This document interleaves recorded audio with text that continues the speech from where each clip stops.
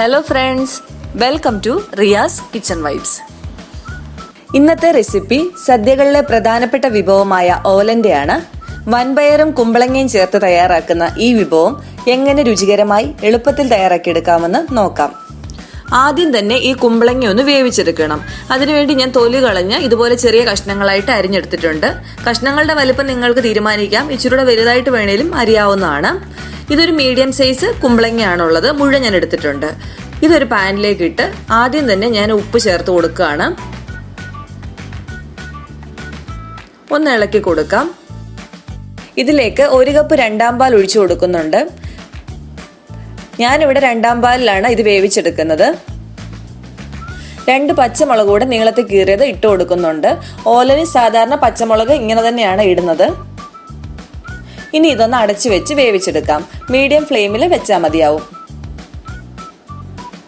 ഇനി ഇതായോന്ന് നോക്കാം. കുമ്പളങ്ങ എടുത്ത് ഇതുപോലെ ഒന്ന് ഞെക്കി നോക്കണം. ഇപ്പം ഇത് നന്നായിട്ട് ഞെക്ക് കൊള്ളുന്നുണ്ട്, വെന്ത് വന്നിട്ടുണ്ട്. നിങ്ങൾക്ക് വേണമെങ്കിൽ ഈ സമയത്ത് കുമ്പളങ്ങ ഉടച്ച് ചേർക്കാവുന്നതാണ്. പക്ഷെ ഞാൻ അങ്ങനെ ചെയ്യുന്നില്ല.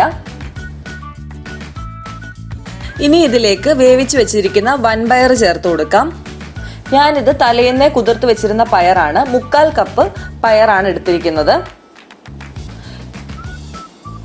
ഇത് 1.5 ഗ്ലാസ് വെള്ളം ഒഴിച്ച് 1 വിസിലാണ് ഞാൻ വേവിച്ചെടുത്തിരിക്കുന്നത്. അത് വീഡിയോയുടെ ലെങ്ത് കുറയ്ക്കാൻ വേണ്ടിയിട്ടാണ് ഞാനത് വേവിക്കുന്നൊന്നും കാണിക്കാഞ്ഞത്. അപ്പം നിങ്ങൾ ഈ രീതിയിൽ ചെയ്തെടുത്താൽ മതി. പക്ഷെ പയറങ്ങ് വെന്തുടഞ്ഞ് പോവരുത്, നന്നായിട്ട് വെന്ത് കിട്ടുകയും വേണേ. ഇനി ഇത് രണ്ടും കൂടെ ഒന്ന് മിക്സ് ചെയ്തിട്ട് അടച്ചു വെച്ച് ഒന്നുകൂടെ ഒന്ന് വേവിച്ചെടുക്കാം. ആ തേങ്ങാപ്പാലൊക്കെ ഈ പയറിലോട്ട് ഉടക്കുന്ന പിടിക്കുന്ന രീതിയിൽ വേവിച്ചെടുക്കാം. ഇനി ഇത് തുറന്ന് വെച്ച് ഒന്ന് വേവിച്ചെടുക്കാം. ഓലനും ഇലയിൽ വെച്ചാൽ ഒഴുകി പോകരുതാത്തൊരു കറിയാണ്.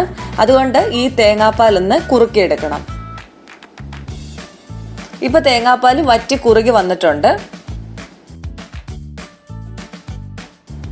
ഇനി ഇതിലേക്ക് 1/2 കപ്പ് ഒന്നാം പാല് ചേർത്ത് കൊടുക്കാം.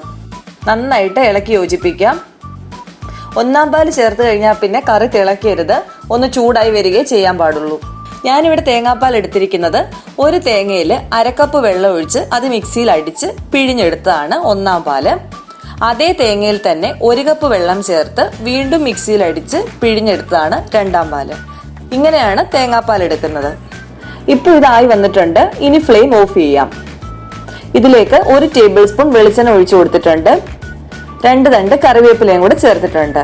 ഇനി ഇത് അടച്ചു വെച്ച് 15 മിനിറ്റിന് ശേഷം തുറന്നു നോക്കാം. ഇപ്പോൾ അടിപൊളിയായിട്ടുള്ള ഓലൻ തയ്യാറായിട്ടുണ്ട്. ആ വെളിച്ചെണ്ണയുടെ ഒക്കെ ഒരു നല്ല മണം വരുന്നുണ്ട്. ഒറ്റയ്ക്ക് കൂട്ടിയാൽ ഒരു ചൊടിയില്ലെന്നാണ് ഓലനെ പറ്റി പറയുന്നത്. പക്ഷേ ഓലനെ നമുക്ക് സദ്യയിൽ ഒഴിവാക്കാൻ പറ്റുന്ന ഒരു കറിയല്ല. അപ്പം ഈ ഓണത്തിന് തീർച്ചയായിട്ടും നിങ്ങൾ എല്ലാവരും ട്രൈ ചെയ്ത് നോക്കുക. എല്ലാവർക്കും ഇഷ്ടപ്പെടും. ഫീഡ്ബാക്ക് അറിയിക്കുക. അപ്പോൾ ഇന്നത്തെ റെസിപ്പി എല്ലാവർക്കും ഇഷ്ടമായെന്ന് വിചാരിക്കുന്നു. ഇഷ്ടമായെങ്കിൽ ലൈക്ക് ചെയ്യുക, കമൻറ്റ് ചെയ്യുക, ഷെയർ ചെയ്യുക.